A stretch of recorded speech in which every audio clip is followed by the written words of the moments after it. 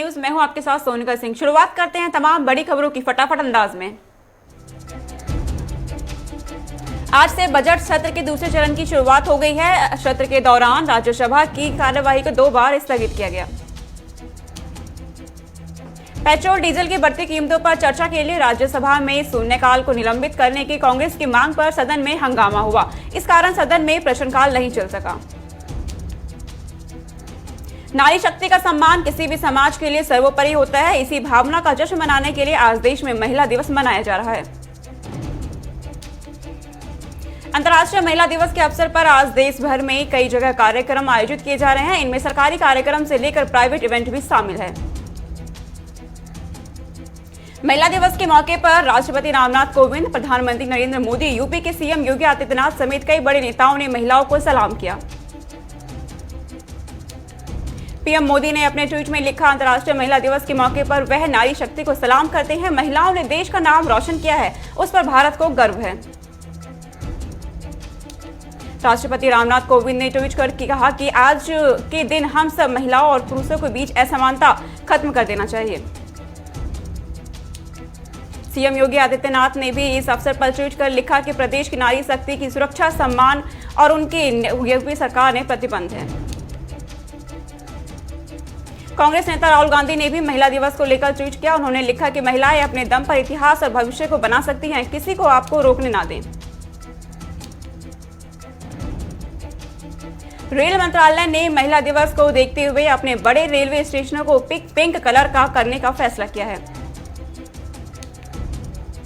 राजस्थान की अशोक गहलोत सरकार ने अंतर्राष्ट्रीय महिला दिवस पर बड़ा ऐलान किया, जिसके तहत आज प्रदेश की रोडवेज बसों में महिलाएं मुफ्त यात्रा कर सकेंगी।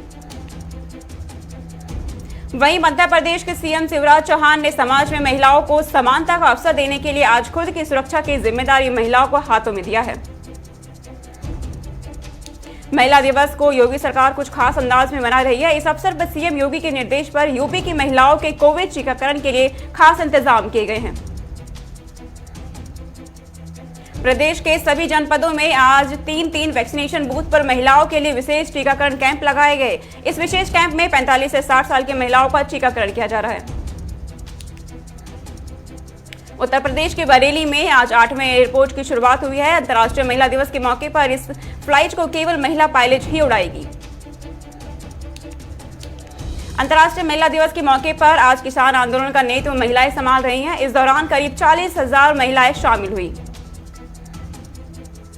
आज किसान आंदोलन की कमान महिलाओं के हाथों में है। मंच पर सिर्फ महिलाएं रहेंगी और संचालन करने के साथ संबोधन भी करेंगी।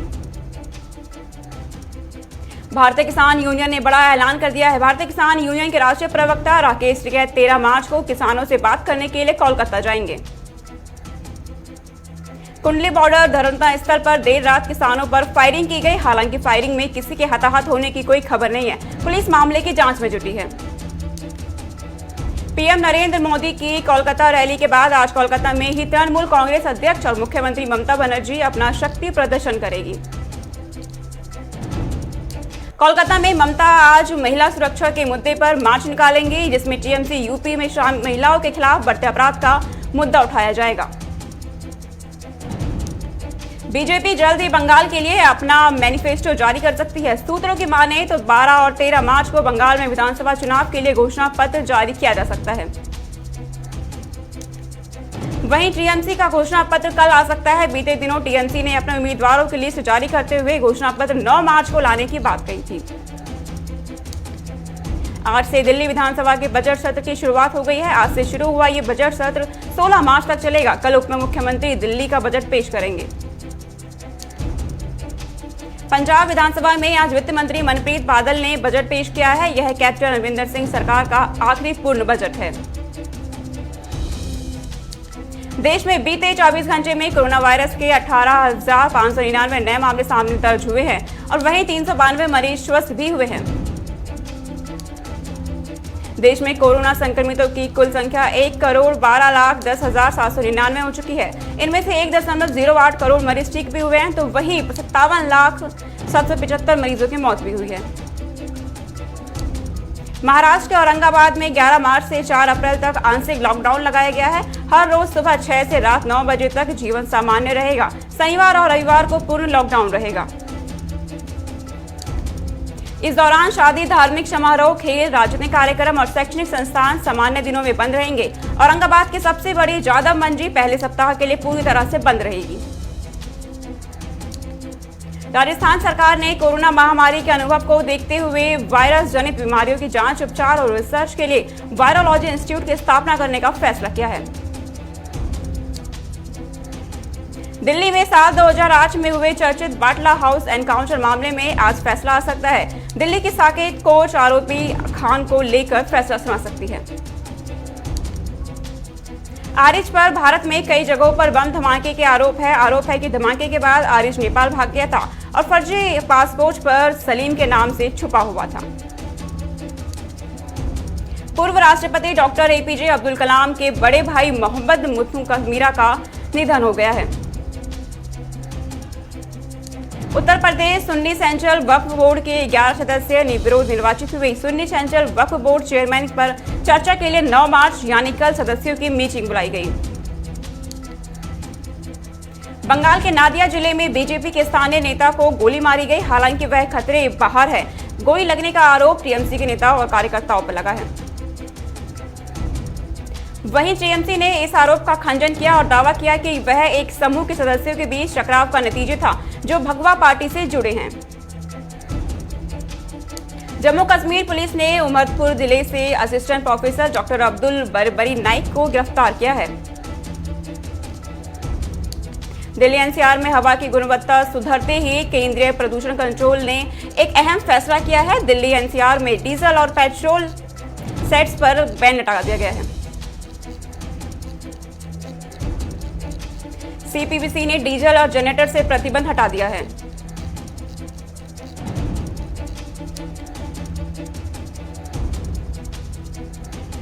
सीपीबीसी के इस फैसले के बाद व्यापारी काफी खुश हैं। खासतौर पर एमएसएमई सेक्टर से जुड़े व्यापारियों का कहना है कि यह अब किसी भी उत्पादन को बाधित नहीं करेगा। राजस्थान के सरदार शहर में कई वर्षों से गोगा मेडी के ऊपर से गुजर रही विद्युत लाइन की समस्या का निराकरण हो गया है। राजस्थान के चूरू में आदर्श विद्या मंदिर में मातृशक्ति सम्मेलन का शुभारंभ हुआ। इसका शुभारंभ मां सरस्वती के आगे दीप प्रज्वलित करके किया गया। जोधपुर में कोरियर एसोसिएशन ने होली स्नेह मिलन का समारोह आयोजन किया गया। कोरियर एसोसिएशन का अध्यक्ष ने कोरियर संबंधित आने वाली समस्याओं पर विचार किया। जोधपुर में अंतर्राष्ट्रीय महिला दिवस के अवसर पर इंस्टीट्यूट ऑफ इंफॉर्मेशन टेक्नोलॉजी के परिसर में स्वैच्छिक रक्तदान शिविर और उत्कृष्ट महिला सम्मान समारोह का आयोजन किया गया। राजस्थान के लूनी में पुलिस की गाड़ी पर फायरिंग कर पुलिसकर्मी को गोली मारने वाले बदमाश तस्करों को पुलिस ने गिरफ्तार कर लिया है। झारखंड के गिरिडीह में भारतीय जनता पार्टी ने कमेटी का सम्मान समारोह आयोजित किया। समारोह में सैकड़ों कार्यकर्ता मौजूद रहे। जमशेदपुर में राष्ट्र स्वयंसेवक संघ ने साहसिक यात्रा का आयोजन किया। इसमें आरएसएस के कई स्वयंसेवक ने दलमा पहाड़ पर चढ़कर साहस दिखाया।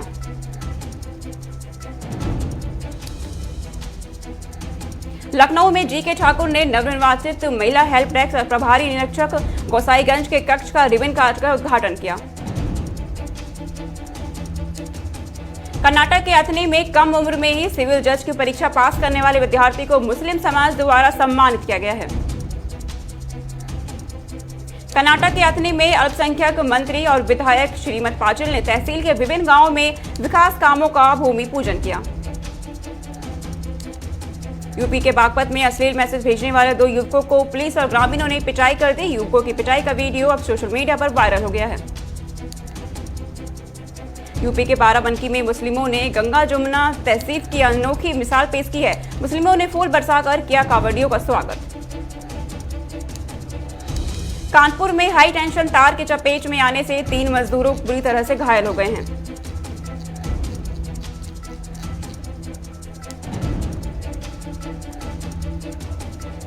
हरियाणा के डिप्टी सीएम दुष्यंत चौटाला ने प्रेस वार्ता कर बताया कि हरियाणा देश में का पहला राज्य है जिसने प्रधानमंत्री ग्रामीण सड़क योजना के फेज 3 के फर्स्ट बैच को पूरा कर दिखाया है। बागपत में आरएलडी उपाध्यक्ष जयंत चौधरी ने सीएम योगी को लेकर बेतुका बयान दिया। उन्होंने सीएम को झूठा बोलते हुए कहा कि योगी बाबू नहीं बाबा जी हैं, लेकिन फिक्र ना करो, हम उन्हें बाबू बना देंगे। राजस्थान के बूंदी में सेवा भारती समिति की ओर से निःशुल्क नेत्र शिविर का आयोजन किया गया, जिसमें कई मरीजों का ऑपरेशन भी किया गया। महिला दिवस के मौके पर कोटा पुलिस ने बड़ी पहल की है। कोटा ग्रामीणों के महिला थाने की कमान अब महिला पुलिसकर्मी संभालेंगी। इस थाने में 17 महिला पुलिस का स्टाफ किया गया है।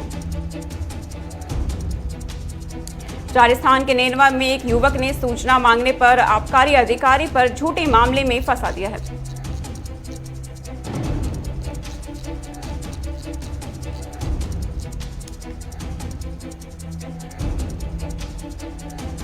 कोटा में रजवाड़ा क्रिकेट लीग का शुभारंभ हुआ। इस दौरान खिलाड़ियों के चौके छक्कों पर कलाकारों ने जमकर ठुमके लगाए। राजस्थान के चूरू में श्री राम मंदिर में स्थित दशमी पर्व का धूमधाम से आयोजन किया गया। इस पर्व पर मां सीता का पूजा अर्चना की गई।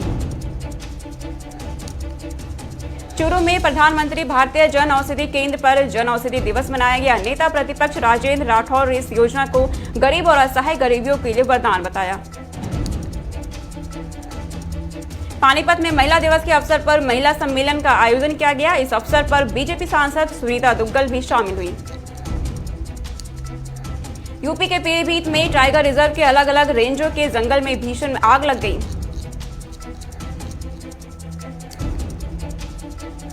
पंजाब के जकीरपुर में किसानों के लिए खास कूलर तैयार किए गए हैं। कूलर के चारों तरफ आंदोलन से संबंधित तस्वीरें प्रिंट की जा रही हैं। बिहार के भागलपुर में पुलिस पर ग्रामीणों ने जमकर पथराव कर दिया है। पथराव में एक पुलिसकर्मी सहित कुछ लोग घायल हो गए हैं। बिहार के सीतामढ़ी में अपराधियों ने एक युवक की गोली मारकर हत्या कर दी। घटना से नाराज लोगों ने सड़कों पर प्रदर्शन किया और पुलिस प्रशासन के खिलाफ नारेबाजी की। बिहार के लखीसराय में पुलिस ने छापेमारी कर एक युवक और ट्रक विदेशी शराब के साथ गिरफ्तार किया है। पटना में शराब माफिया पर नकेल कसने को लेकर प्रशासन पूरी तरह मुस्तैद है। एसडीओ ने बताया कि अब नशा माफियाओं की संपत्ति जब्त की जाएगी। फरीदाबाद में एनजीओ की तरफ से बुजुर्गों के लिए डिग्निटी टू डिग्निफाई क्लब खोला गया, जिसका उद्घाटन जिला उपायुक्त यशपाल यादव ने किया।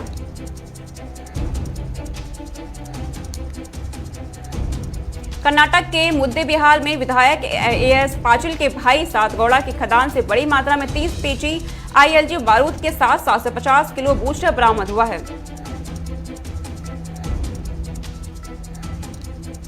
सेंसेक्स 50,680 के स्तर पर कारोबार कर रहा है, वहीं निफ्टी 15,015 के स्तर पर कारोबार कर रहा है। पेट्रोल डीजल के दाम में कोई बदलाव नहीं हुआ है। पेट्रोल 91.17 रुपए और डीजल 81.47 रुपए पर बिक रहा है। सरकारी विमानन कंपनी एयर इंडिया को खरीदने की दौड़ में अब सिर्फ टाटा और स्पाइस जेट के ही नाम बचे हैं। बाकी बोलियों को खारिज कर दिया गया है। एयर इंडिया को खरीदने के लिए बोलीकर्ताओं की प्रतिक्रियाओं से सरकार के संतुष्ट होने के बाद ही योग्य बोलीकर्ताओं की जानकारी दी जाएगी।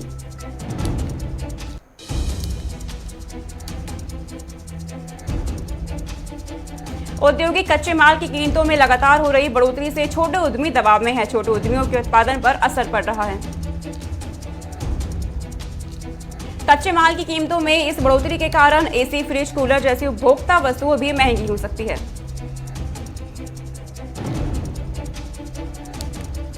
इंडिया डंक का बिजनेस कॉन्फिडेंस दशक के सर्वोच्च स्तर पर पहुंच गया है। कॉन्फिडेंस इंडेक्स का ऊंचा स्तर मांग में सुधार और विभिन्न पैमानों पर बेहतर उम्मीदों का संकेत है। विदेशी पोर्टफोलियो निवेशक मार्च महीने में अब तक शुद्ध रूप में बिकवाल बने हुए हैं। पीएफआई के ने भारतीय बाजारों से 5,156 करोड़ रुपए की निकासी की है। रिलायंस फाउंडेशन के चेयरपर्सन नीता मुकेश अंबानी ने एक नई पहल की है। अंतर्राष्ट्रीय महिला दिवस के अवसर पर उन्होंने हर सर्कल एक वेबसाइट लॉन्च किया है। लॉन्च के मौके पर उन्होंने कहा कि हर सर्कल पर हर सांस्कृतिक समुदाय और देश की महिलाओं के लिए आइडियाज और का स्वागत है। दुनिया में कोरोना मरीजों का आंकड़ा 11.74 करोड़ से ज्यादा हो गया है। साथ ही इस महामारी से अब तक 26,05,000 से ज्यादा लोग अपनी जान गंवा चुके हैं। वहीं इजराइल में कोरोना आंकड़ों की बात की जाए तो इजराइल में संक्रमित होने वालों का आंकड़ा 8 लाख के पार पहुंच गया है, जबकि 1,155 लोगों की मौत भी हुई है। इजरायली कैबिनेट द्वारा निर्णय लिए जाने के बाद देश में जारी लॉकडाउन में ढील दिए जाने के तीसरे चरण को लागू कर दिया गया है। अब इजरायलियों के प्रवेश पर लगे प्रतिबंध को हटा दिया गया है। ऑस्ट्रेलिया में वैक्सीनेशन के दौरान एक महिला की मौत के बाद एस्ट्राजेनेका की कोरोना वैक्सीन को तत्काल प्रभाव से सस्पेंड कर दिया गया है। Federal office for safety for health care ने बताया कि ऑस्ट्रेलिया प्रांत के जेटल के जिला क्लिनिक में एस्ट्राजेनेका वैक्सीन के पहले डोज दिए जाने के बाद 2 साइड इफेक्ट रिपोर्ट सामने आए हैं। स्विट्जरलैंड में बुर्का पहनने पर प्रतिबंध लगाया जा सकता है। दरअसल वहां पर हुए जनमत संग्रह में 51.21% लोगों ने बुर्के पर रोक लगाने के पक्ष में वोट दिया। पश्चिमी अफ्रीकी देश गुयाना के बाटा शहर में एक मिलिट्री बेस में लगातार हुए विस्फोट से पूरा शहर दहल गया है। घटना में अब तक 17 लोगों की मौत हुई है, जबकि 400 से ज्यादा लोग घायल हुए हैं। फ्रांस के अरबपति कारोबारी ओलिवियर दसा का एक हेलीकॉप्टर दुर्घटना में मौत हो गई। दसा की मौत पर फ्रांस के राष्ट्रपति एमेनुअल मैक्रों ने शोक जताया है। लद्दाख के पैंगोंग से सेना के डिसएंगेजमेंट के बाद चीन के तेवर नरम पड़ते दिख रहे हैं। चीन के विदेश मंत्री वांग यांग ने कहा कि भारत और चीन एक दूसरे के लिए खतरा नहीं है बल्कि दोस्त है। म्यांमार में सैन्य तख्तापलट के विरोध में प्रदर्शनों का सिलसिला जारी है। सुरक्षा बलों ने युंगून में छापे की कार्रवाई की, लेकिन इसके बावजूद दिन में कई शहरों में हजारों की संख्या में लोगों ने प्रदर्शन किया। अभिनेता रणवीर शौरी ने सोशल मीडिया के जरिए बताया कि उनकी कोरोना रिपोर्ट नेगेटिव आ गई है। साथ ही एक्टर ने कहा कि अब भी न सूंघ से पा रही हूं। अक्षय कुमार ने पॉलिटिकल रैली में शामिल होने की अफवाहों पर हैरानी जताई है। अक्षय बोले, मैं मुंबई में शूटिंग कर रहा हूं, खबरें निराधार हैं। अक्षय कुमार की अपकमिंग फिल्म राम सेतु पर काम शुरू हो गया है। दरअसल फिल्म का स्क्रिप्ट रीडिंग सेशन हुआ है, जिसमें अक्षय के साथ जैकलिन फर्नांडीज और नुसरत भरूचा भी मौजूद हैं। पेपराजी को इग्नोर करने पर रूबीना दिलेक ट्रोल हो गई हैं। यूजर्स बोले, बिग बॉस 14 की ट्रॉफी जीतने के बाद घमंड आ गया है। आमिर खान और एली अब्राहम पर फिल्माए गए सॉन्ग का हर फनमौला का फर्स्ट लुक सामने आ गया है। आईपीएल के 14वें सीजन का पहला मैच 9 अप्रैल को चेन्नई में मौजूद champion Mumbai Indians royal challenge Bengaluru के बीच खेला जाएगा। भारतीय बैडमिंटन स्टार पीवी सिंधु का तीसरा खिताब सूखा जारी रहा। दरअसल स्विस ओपन टूर्नामेंट के फाइनल में उन्हें स्पेन की कैरोलिना मार्टिन ने स्ट्रेट गेम में 21-12 और 21-5 से हरा दिया। शाहिद अफरीदी बेटी की पाकिस्तान के तेज गेंदबाज शाहीन अफरीदी की सगाई होगी। शाहिद अफरीदी ने ट्वीट कर कहा, दोनों परिवार इस बात पर सहमत है और मेरी बेटी शाहीन से सगाई करेगी। वनडे इंटरनेशनल मैच खेलने उतरी भारतीय महिला टीम को हार झेलनी पड़ी है। साउथ अफ्रीका ने 5 वनडे मैचों की सीरीज के पहले मुकाबले में भारत को 8 विकेट से हरा दिया है। इटली में चल रही मैटिडो पेलिकॉन रैंकिंग सीरीज में बजरंग पुनिया ने 65 किलो वेट कैटेगरी में तुगला तुमर ओचिक को हराकर टूर्नामेंट में अपना दूसरा गोल्ड मेडल जीता। अभी के लिए इतना ही। बाकी देश दुनिया की तमाम खबरों के लिए देखते रहे गुलिस्तान न्यूज। नमस्कार।